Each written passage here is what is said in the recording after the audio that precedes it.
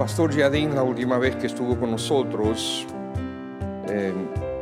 nos trajo un mensaje desde Amós sobre el inminente juicio del Señor. También quisiera compartir con ustedes un mensaje sobre el inevitable juicio de Dios. Los niños chiquitos, los niños de segundo hasta segundo, tercero de primaria pueden salir, que allá los estarán cuidando allá afuera, ¿está bien? Allá en sus aulas. Bien, el pastor Yadín nos trajo un maravilloso mensaje sobre el inminente juicio de Dios en Amós, y yo quisiera también que nosotros veamos otro mensaje de Amós sobre el inevitable juicio de Dios. Es un tema que debemos abordar con sobriedad por las implicaciones que tiene cuando nosotros hablamos del tema del juicio de Dios. Vamos a orar y entonces vamos a ver qué el Señor nos tiene en esta ocasión. Padre, cuán grande eres, cuán maravilloso eres, cuánta misericordia tú tienes para con nosotros, pero al mismo tiempo tú eres Dios justo, tú eres Dios moral, un Dios el verdadero Dios, y que ha establecido lo que es la santidad, lo que es lo correcto, lo que es lo incorrecto. Tú eres como Dios, eres el creador, como creador tú eres el dueño de nuestras vidas, de nuestras almas, de todo lo que es. Tú tienes absoluta autoridad para decirnos qué hacer y qué no hacer, y recompensar y castigar de acuerdo a los patrones que tú has establecido y has comunicado de manera clara para todos nosotros. Gracias por ello, Señor.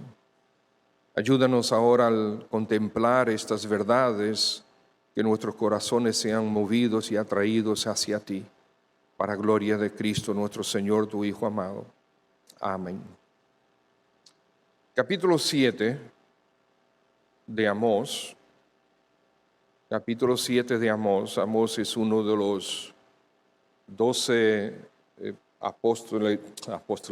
profetas menores, uno de los, de hecho, el tercer libro de los profetas menores. Que por cierto, hermanos, en el canon hebreo, los 12 profetas menores son un libro, no son 12 libros diferentes, es un solo libro y tiene una línea, tiene una secuencia en el mensaje que van comunicando cada uno de ellos en ese libro de los 12. Así se llama el libro de los 12. Pero aquí en el capítulo 7 nosotros vamos a leer una parte del 7, una parte del 8, una parte del 9, pero no podemos leerlo todo por el tiempo.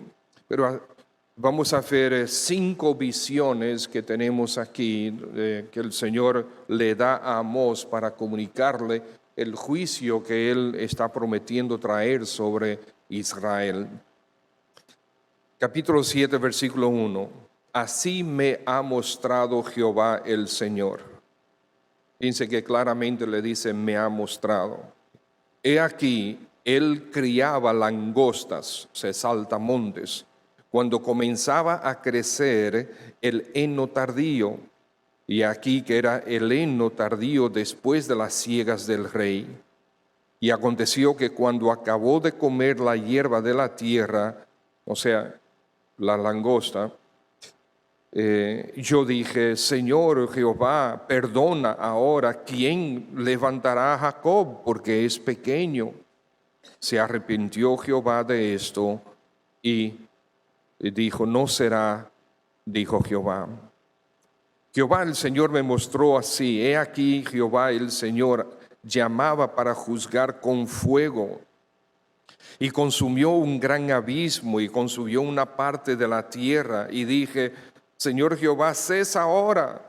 ¿Quién levantará a Jacob porque es pequeño? Se arrepintió Jehová de esto. No será esto tampoco, dijo Jehová el Señor. Me enseñó así. He aquí el Señor estaba sobre un muro hecho a plomo y en su mano una plomada de albañil. Jehová entonces me dijo, ¿qué ves, Amós? Y dije, una plomada de albañil. Y el Señor dijo, he aquí yo pongo plomada de albañil en medio de mi pueblo Israel.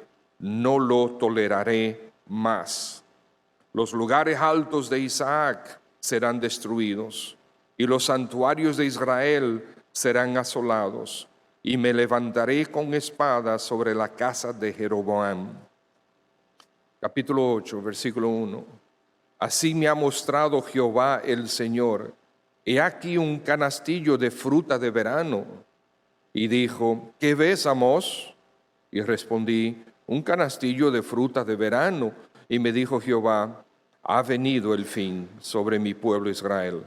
No lo toleraré más. Capítulo 9, versículo 1.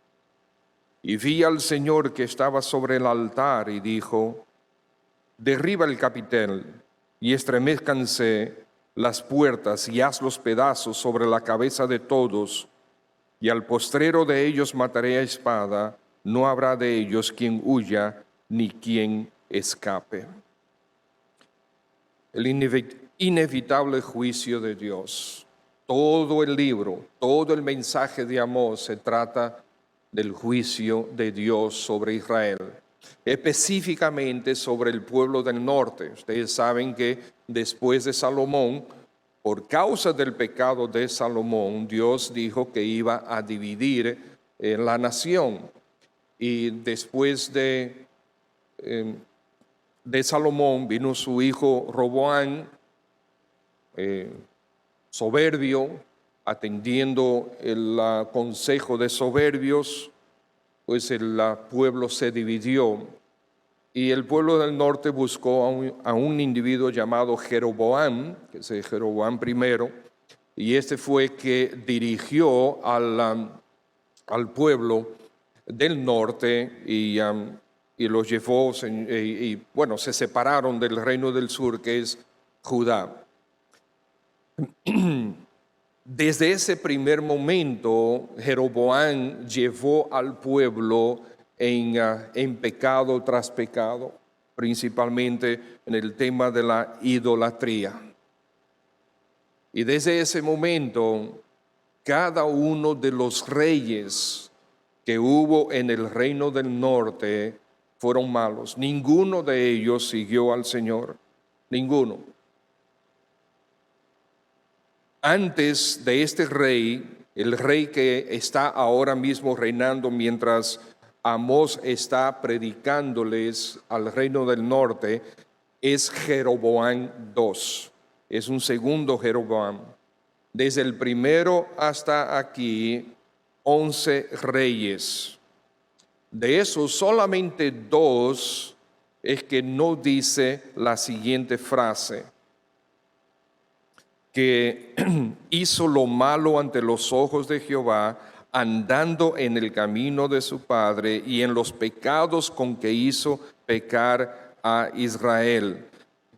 Uno tras otro. Esto es Nadab, hijo de Jeroboam, del primer Jeroboam. Fue así. Después vino Ahías, que no se dice nada. Después vino Basa. Hizo lo malo y anduvo en el camino de Jeroboam y en su pecado con que hizo pecar a Israel. Después vino Elam, después vino Zimri, andando en los caminos de Jeroboam, haciendo pecar a Israel. Después Omri hizo peor que todos los que habían reinado antes de él, pues anduvo en todos los caminos de Jeroboam. Y así cada uno de los reyes la Escritura dice que anduvieron en los caminos de Jeroboam, haciendo pecar a Israel. Fue tan funesto el pecado de Jeroboam que el Espíritu de Dios decidió dejar registrado bien claro una más otra, más otra, más otra vez que Jeroboam, el pecado de Jeroboam fue terrible. Y aún después de Jeroboam II, hubo varios reyes más que siguieron en los caminos de Jeroboam haciendo pecar a Israel. El Señor envió en todas las épocas, envió profetas para comunicarle a su pueblo un mensaje de alerta, un mensaje para traerlos al arrepentimiento, porque si no iban a recibir juicio una vez tras la otra. Y ellos, en vez de atender al mensaje de los profetas, dice la Escritura que ellos mataron a los profetas. Nosotros vimos eso ya en Hebreos capítulo 11.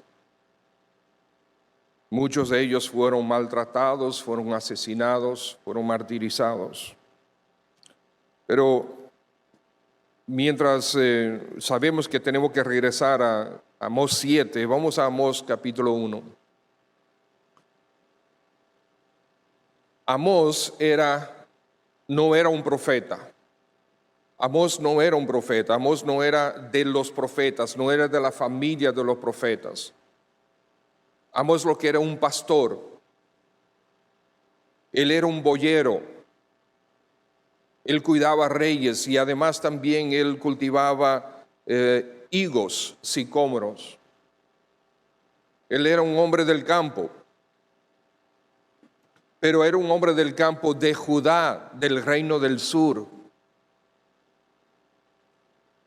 Y entonces Dios lo levantó, lo sacó del campo, le dijo, vete al reino del norte y predica este mensaje.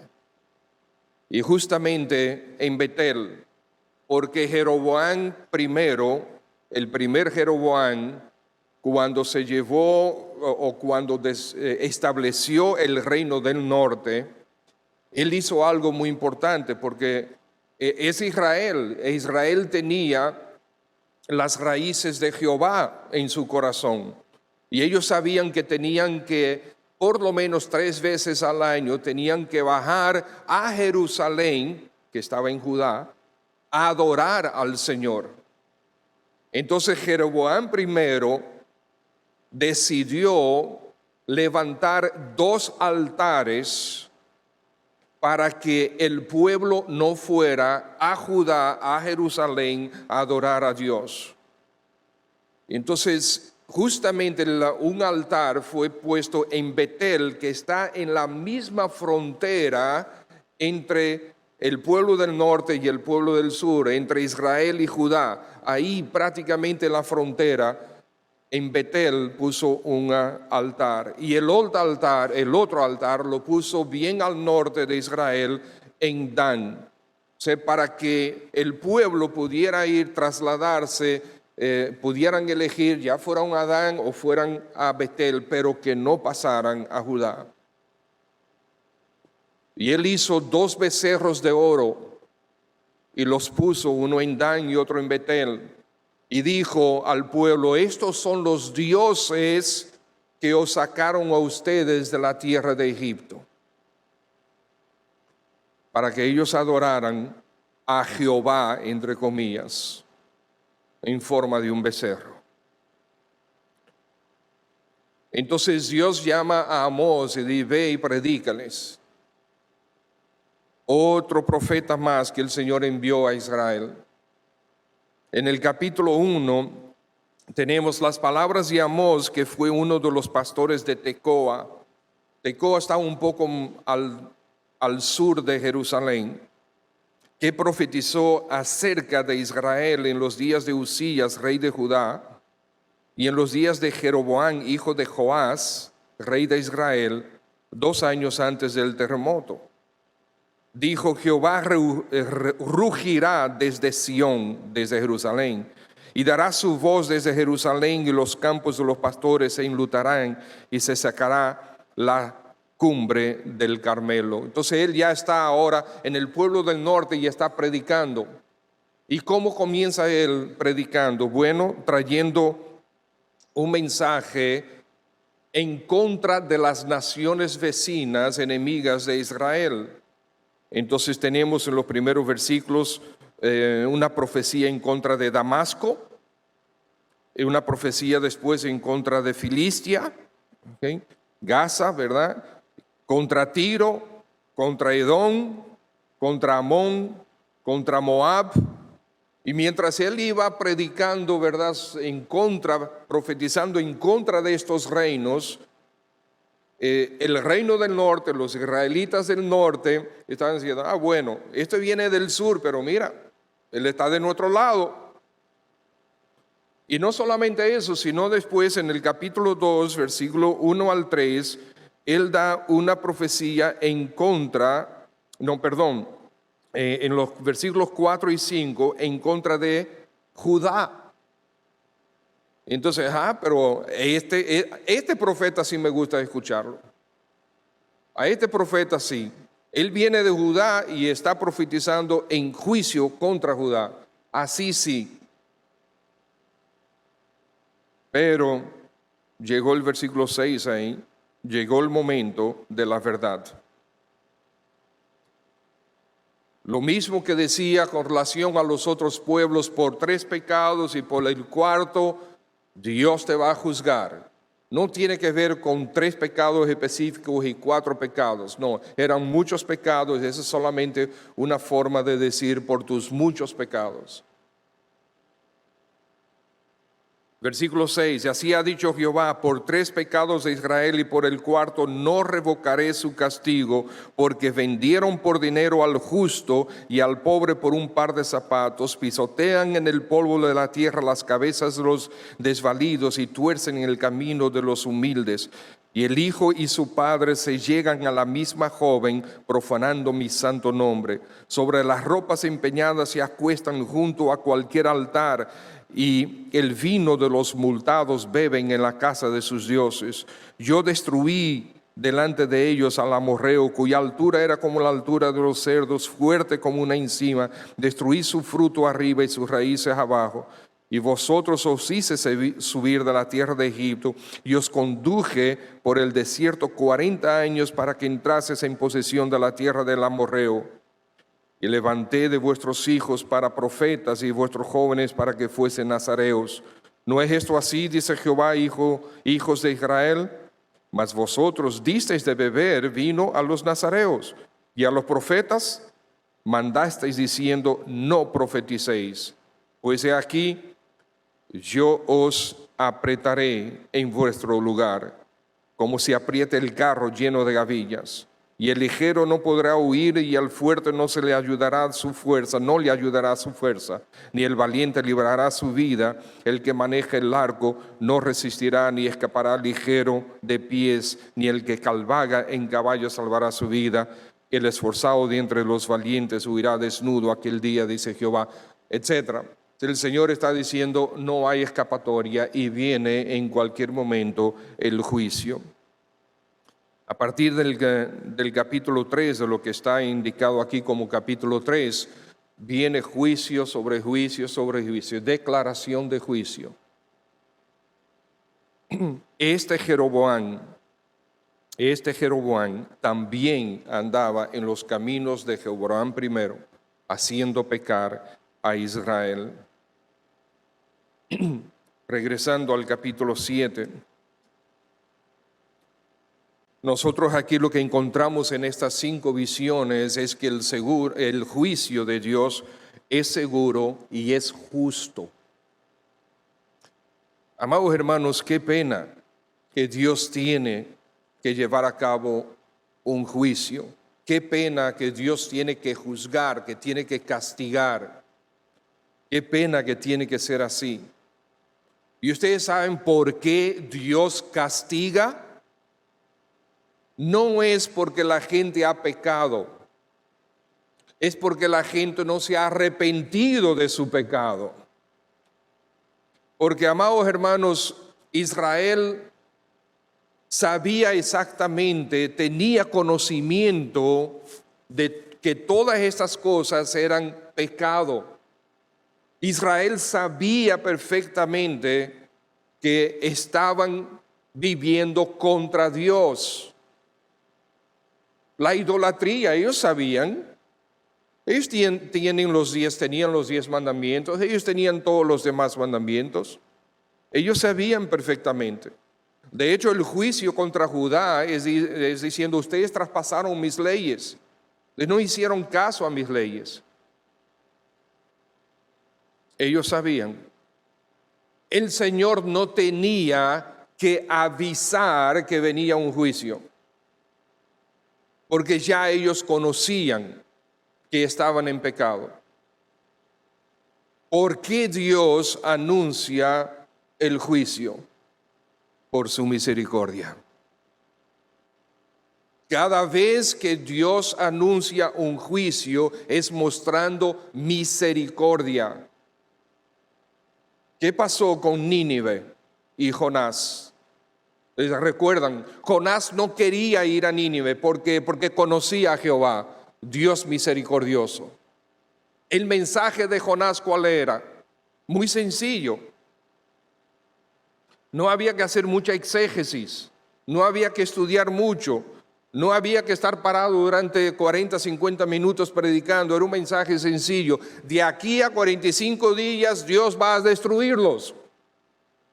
Y él lo pregonaba por toda la ciudad, era lo que tenía que hacer, pero él se fue para el lado contrario.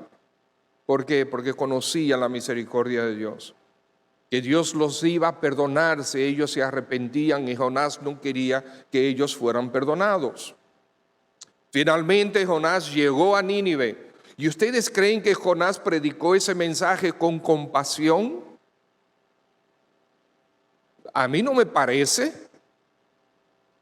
Entendiendo el contexto, ¿verdad? Y el corazón de Jonás, a mí me parece que él lo predicó con rabia. Pero no importa cómo va el predicador, Dios es el que tiene misericordia, que tiene gracia. Dios es el que salva y el que perdona. Y todo el mundo se arrepintió y Dios salvó a Nínive. 500,000 almas que no fueron al infierno, porque se arrepintieron. Eso es lo que tenía que hacer Israel. Eso es lo que tenía que hacer. Recuerden, Israel es el pueblo de Dios. Ellos tenían que hacer esto. Y aquí en las visiones, vemos que las visiones muestran un aumento en la severidad del juicio. Cada una de ellas. Primero viene la langosta. La langosta que se come, dice, el heno tardío. Después de la siega, ese heno, vino la langosta y se comió todo eso. Después viene el fuego, y el fuego arrasó con una parte de la tierra. Y después viene la plomada. La plomada de albañil, ¿para qué se usa? Hoy en día hay todo tipo de instrumentos electrónicos, pero la plomada es para medir, y me excusan los ingenieros mi torpeza, pero es básicamente para identificar si la pared está derecha o no, si está vertical o no. Una pared, y tenemos que trasladarnos a aquel tiempo donde no se construían paredes con columnas, con acero, ¿verdad? Con las varillas de acero. No había concreto. Entonces, una pared que estaba inclinada en aquel tiempo, ¿qué se tenía que hacer con ella?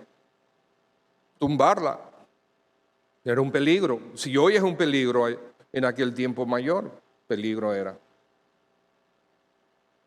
Y el Señor le pasó plomada y dijo, no lo voy a tolerar. No lo voy a tolerar. Entonces viene el capítulo 8, versículo 1, un canastillo de fruta de verano, o sea, la fruta que estaba ya lista para comer, estaba madura. Ya ellos, el Señor le está diciendo aquí, ya ustedes están maduros para el juicio. El juicio viene. Dice, no lo toleraré más, al final del versículo 2, capítulo 8, versículo 2, no lo toleraré más. Capítulo 9, entonces hay algo diferente. Aquí está el Señor sobre el altar pagano, sobre el altar de ellos, ahí al lado del becerro de bronce, y ya no habla en el futuro, sino en el presente. Derriba, es un imperativo, derriba el capitel, no la capital, sino el capitel, derriba el templo, que le caiga arriba a todos ellos. Hay algo importante aquí también. En el tiempo de Jeroboam II, en este tiempo había mucha prosperidad y mucha seguridad. No había guerra con Judá, no había guerra con los reinos del norte, que era Asiria. Asiria estaba expandiendo su reino, pero por allá arriba. Y Jeroboam estaba tranquilo, aprovechó esa tranquilidad y esa paz para prosperar, y había mucha prosperidad. Entonces, el Señor aquí les dice, todos ustedes, había mucha prosperidad que estaba concentrada en un grupo pequeño de personas. Y el resto de la población sumamente pobre. Y nosotros podemos leer en dos partes, dice que ellos hasta con el pobre, ellos lo compraban por un par de sandalias. ¿Ustedes saben lo que es eso? El abuso, la injusticia.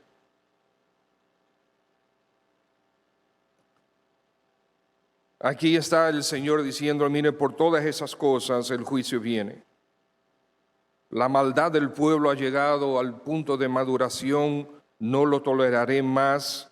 El Señor visitó personalmente a este altar pagano y le dice, vamos a destruirlo, túmbalo.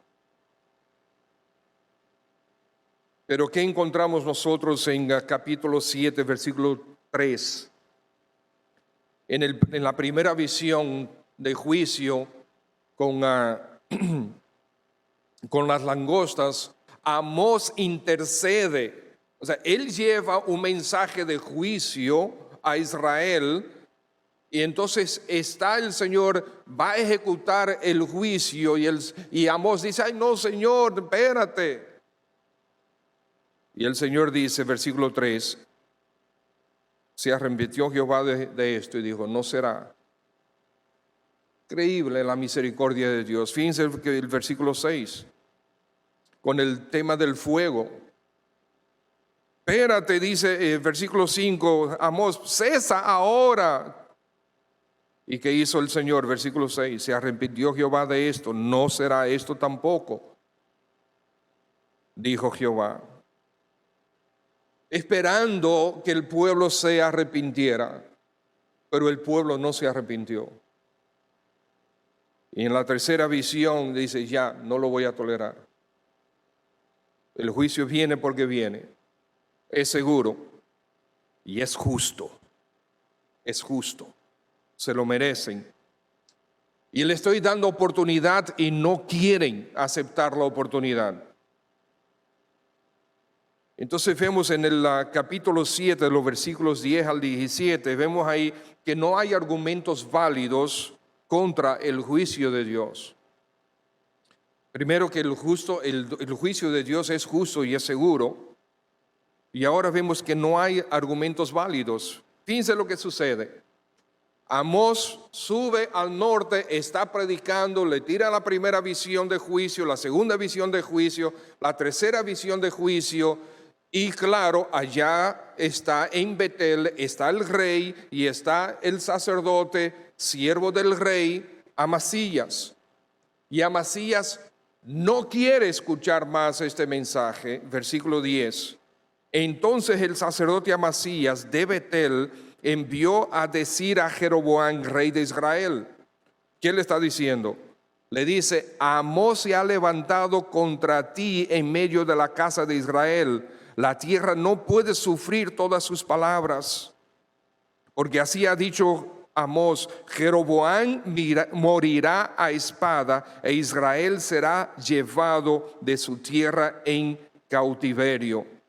Y Amasías dijo a Amós: vidente, vete, huye a la tierra de Judá y come allá tu pan y profetiza allá, y no profetices más en Betel, porque es santuario del rey y capital del reino. Entonces respondió Amós y dijo a Amasías: no soy profeta ni hijo de profeta, sino que soy boyero y recojo higos silvestres. Y Jehová me tomó de detrás del ganado y me dijo: ve y profetiza a mi pueblo Israel. Ahora pues oye palabra de Jehová, tú, Amasías, tú dices: no profetices contra Israel, ni hables contra la casa de Isaac. Por tanto, así ha dicho Jehová: tu mujer será ramera en medio de la ciudad, y tus hijos y tus hijas caerán a espada, y tu tierra será repartida por suertes, y tú morirás en tierra inmunda, e Israel será llevado cautivo lejos de su tierra. ¿Qué tenemos aquí? Amasías no quiere seguir escuchando, porque si el pueblo se arrepiente, él se queda sin trabajo. No quiere seguir escuchando. Él va a perder los privilegios y la opulencia que él tiene, que era de los que estaba disfrutando de la prosperidad del reino, porque era de los encumbrados. Y entonces Amós está diciendo: óyeme, el rey lo van a matar y van a llevar a todo el mundo cautivo. A Amasías no le gusta ese mensaje, se lo lleva al rey. ¿Y qué dijo el rey?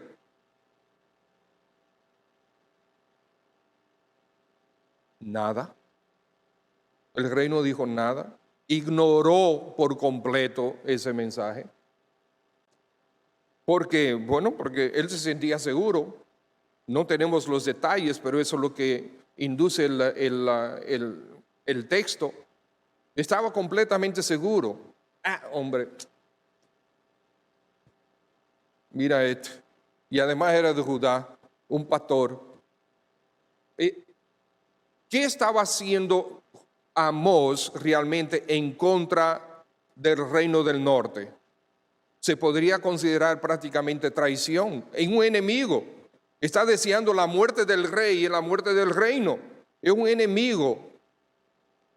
¿Qué debió haber hecho el rey? Matarlo, ejecutarlo. Pero el rey, hombre, estaba demasiado seguro, una falsa seguridad tenía él. Y entonces Amasías fue que le llevó su propio mensaje: vete de aquí, no te quiero escuchar.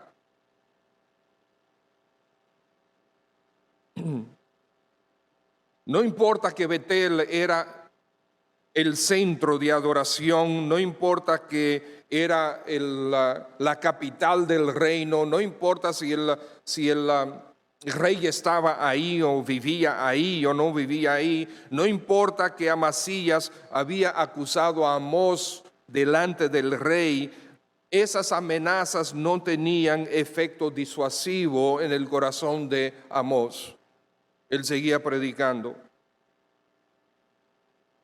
Amós era un pastor, pero tenía la autoridad de Jehová detrás de su mensaje y detrás de su encomienda.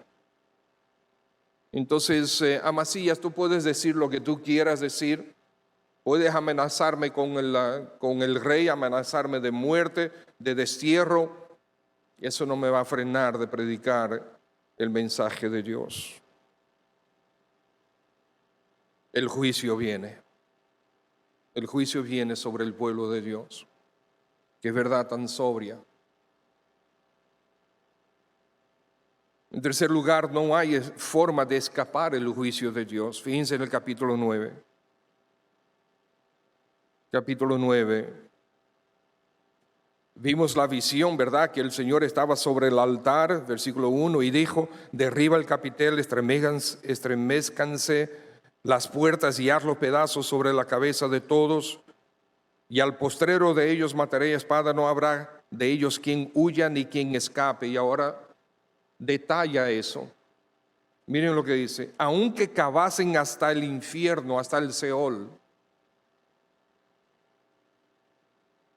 de allá los tomará mi mano.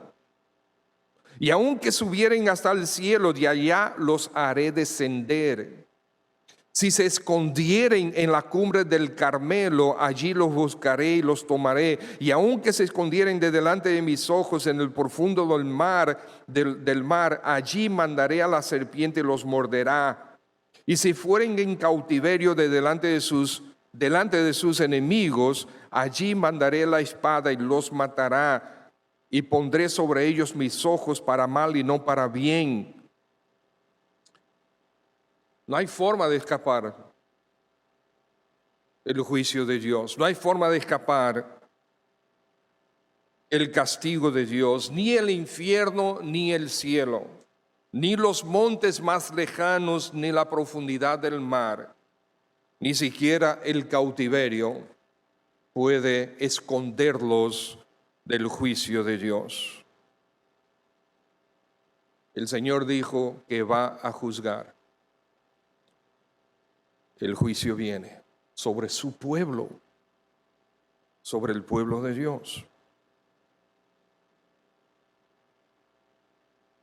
Y en el juicio Dios no hace acepción de personas. Fíjense ahí, versículo 5.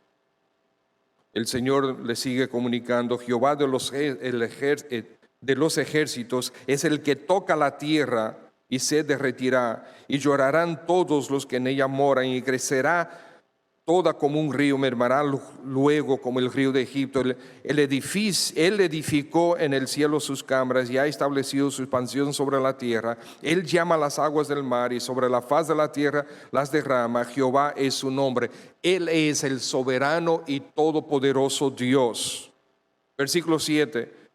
Hijos de Israel, ¿no me sois vosotros como los hijos de etíopes? Dice Jehová. ¿No hice yo subir a Israel de la tierra de Egipto y a los filisteos de Caftor y de Kir a los arameos?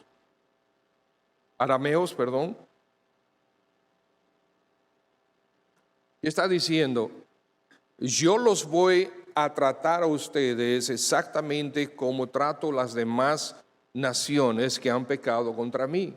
Ustedes no van a tener un trato diferente. Ahora, arrepiéntanse. Nínive se arrepintió y fue perdonada. Arrepiéntanse, pero no quisieron. De otra vez la sentencia, he aquí, los ojos de Jehová el Señor están contra el reino pecador, y yo lo asolaré de la faz de la tierra, mas no destruiré del todo la casa de Jehová, de Jacob, dice Jehová. Porque aquí yo mandaré y haré que la casa de Israel sea zarandeada entre todas las naciones, como se zarandea el grano en una criba, y no cae un granito en la tierra. A espada morirán todos los pecadores de mi pueblo que dicen, no se acercará ni nos alcanzará el mal. ¿Qué está diciendo aquí? Él no hace acepción de personas, pero Dios es un Dios misericordioso. Dios tiene misericordia y gracia aún dentro del juicio. Dice aquí, versículo 8, mas no destruiré del todo la casa de Jacob.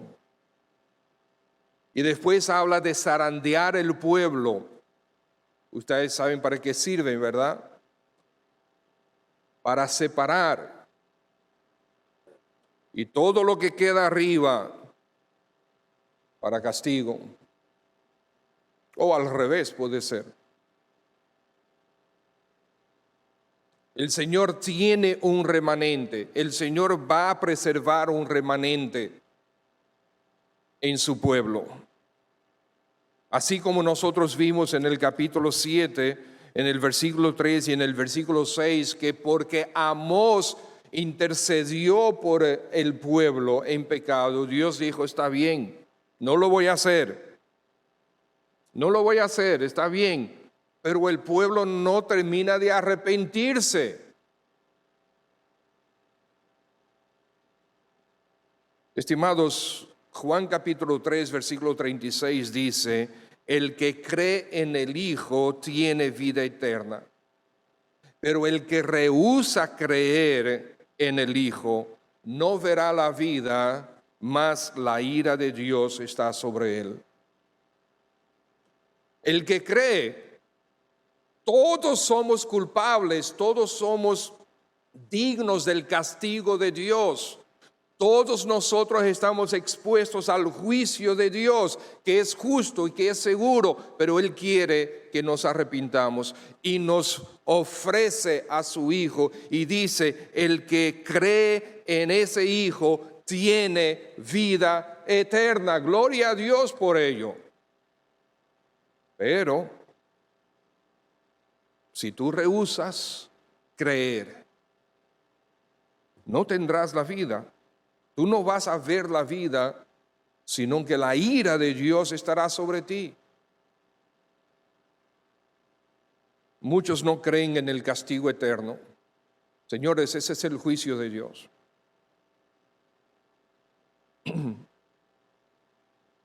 Les voy a leer algunas cosas sobre el castigo eterno para que quede de una manera permanente, fijo en la mente de todos nosotros que sí existe un castigo eterno y con sobriedad debemos recordarlo y con temor y temblor. El Señor Jesucristo en Mateo 18 dice, si tu mano y tu pie es de esa ocasión de caer, ¿qué hace? Córtalo, ¿verdad? Y después dice, porque es mejor, dice, es mejor teniendo dos manos o dos pies que ser echado en el fuego eterno. El Señor Jesucristo es que está diciendo eso. Y dice, y si tu ojo te es ocasión de caer, sácalo y échalo de ti. Mejor te es entrar con un solo ojo en la vida que teniendo dos ojos ser echado en el infierno de fuego. En el infierno eterno, en el infierno de fuego. Mateo capítulo 25, apartaos de mí, malditos, al fuego eterno preparado para el diablo y sus ángeles. Mateo 25, 46, estos irán al castigo eterno, y los justos para vida eterna. Marcos 3, cualquiera que blasfeme contra el Espíritu Santo no tiene jamás perdón. Marcos 9, lo mismo que Mateo, dice, donde el gusano de ellos no muere y el fuego nunca se apaga. El fuego nunca se apaga. Si tu pie te fuera ocasión de caer, córtalo, mejor te es entrar en la vida cojo que teniendo dos pies ser echado en el infierno, al fuego que no puede ser apagado, donde el gusano de ellos no muere y el fuego nunca se apaga. Según a los Tesalonicenses 1:9, los cuales sufrirán pena de eterna perdición, excluidos de la presencia del Señor y de la gloria de su poder. Segunda de Pedro 2:17, estos son fuentes sin agua, nubes empujadas por la tormenta, para los cuales la más densa oscuridad está reservada para siempre. Judas, como Sodoma y Gomorra, Judas versículo 7, como Sodoma y Gomorra y las ciudades vecinas, las cuales de la misma manera que aquellos, habiendo fornicado, ido en pos de vicios contra naturaleza, fueron puestas, por ejemplo, sufriendo el castigo del fuego eterno. Y el versículo 13, fieras ondas del mar que espuman su propia vergüenza, estrellas errantes para las cuales está reservada eternamente la oscuridad de las tinieblas. Hermanos, el juicio eterno es una realidad.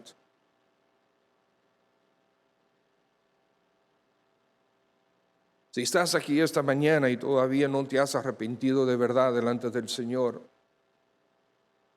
el comunicar esta realidad del juicio es una misericordia de parte de Dios para contigo.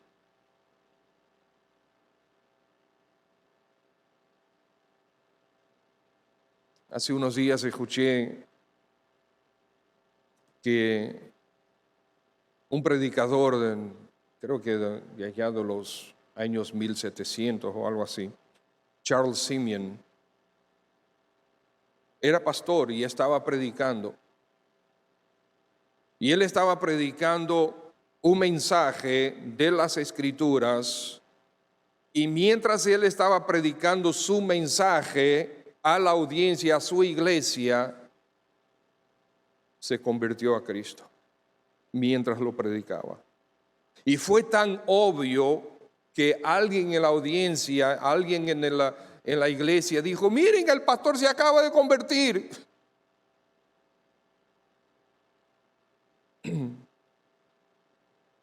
Hay muchos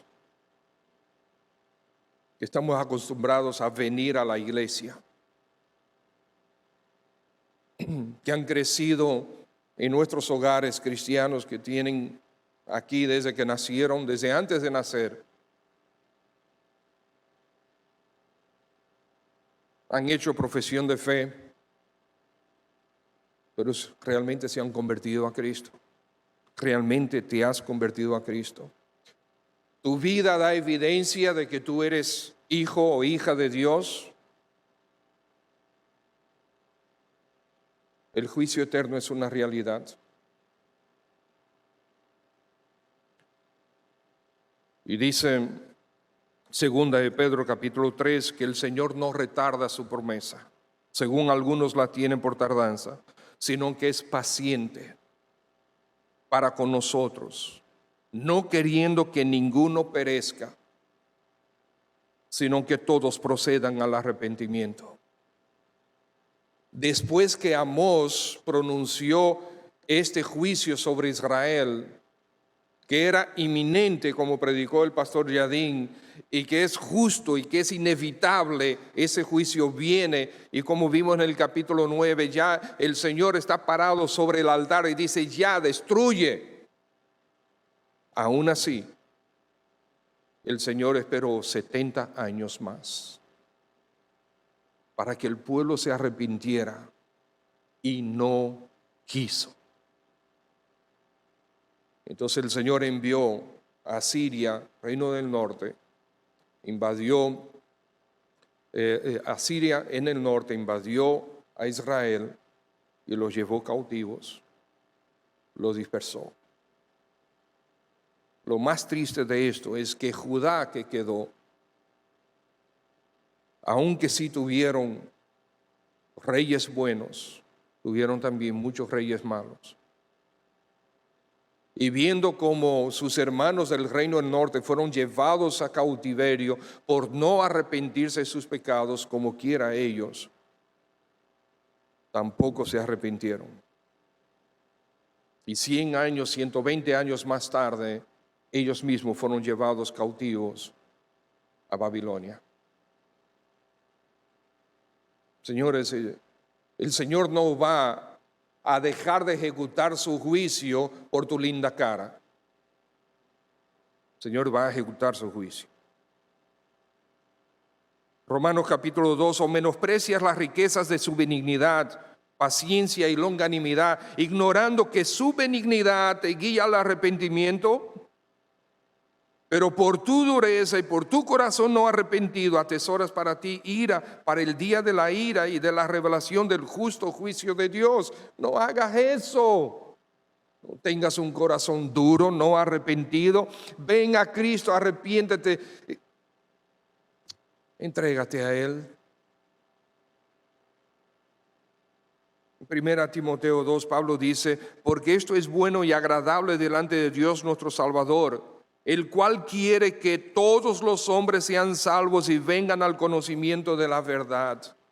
Todos los hombres sean salvos y vengan al conocimiento de la verdad. Porque hay un solo Dios y un solo mediador entre Dios y los hombres, Jesucristo hombre, el cual se dio a sí mismo en rescate por todos. El infierno existe y es un fuego eterno. Fue creado para el diablo y sus ángeles, pero si rechazas a Cristo, terminarás en él. Y el Señor te ama de tal manera y quiere que tú entiendas que Él ha dado a su Hijo para que si tú crees no te pierdas, pero si tengas vida eterna en Cristo Jesús. Ahora, amados hermanos, estamos hablando del pueblo de Dios que iba a sufrir castigo. El pueblo de Dios. Déjenme terminar con 2 Corintios capítulo 5, versículo 10. 1 Corintios capítulo 5, versículo 10. 2 Corintios, perdón. Donde el Señor dice claramente: porque es necesario que todos nosotros, está hablando de los creyentes, Pablo se incluye, comparezcamos ante el tribunal de Cristo, para que cada uno reciba según lo que haya hecho mientras estaba en el cuerpo, sea bueno o sea malo. Ahora, señores, recuerden, el tribunal de Cristo es para creyentes, no es para definir cielo o infierno, salvación o perdición, no, es para creyentes, para aquellos que ya son salvos. De hecho, el tribunal de Cristo se llevará a cabo después del arrebatamiento de la iglesia, mientras ya estaremos en el cielo con Cristo. Por lo tanto, no es para definir cielo e infierno, ya estaremos en el cielo, pero va a venir un tribunal, va a venir un juicio y el Señor va a juzgar qué has hecho como creyente, como hijo de Dios. ¿Qué has hecho? Y si tú eres padre y tú has tenido que disciplinar a tus hijos, realmente tú amas a tus hijos, quieres disciplinarlos bíblicamente, tú sabes lo difícil que es. Nuestros hijos nos colocan en situaciones en las que no queremos estar. Nosotros no queremos estar en la situación que tenemos que disciplinar, castigar a nuestros hijos. No queremos eso, lo que queremos es que ellos sean obedientes y vivan vidas justas y santas y que honren al Señor y con respeto a nosotros como padres. El Señor Jesucristo no quiere menos que eso. Y lamentablemente nosotros con nuestro tipo de vida estamos colocando al Señor en una situación, vamos a decir, incómoda. Porque si el hijo mío vive una vida de obediencia, de respeto y todo eso, en el momento que yo voy a evaluar su vida, yo digo, wow, gloria a Dios, qué bueno. Pero si no,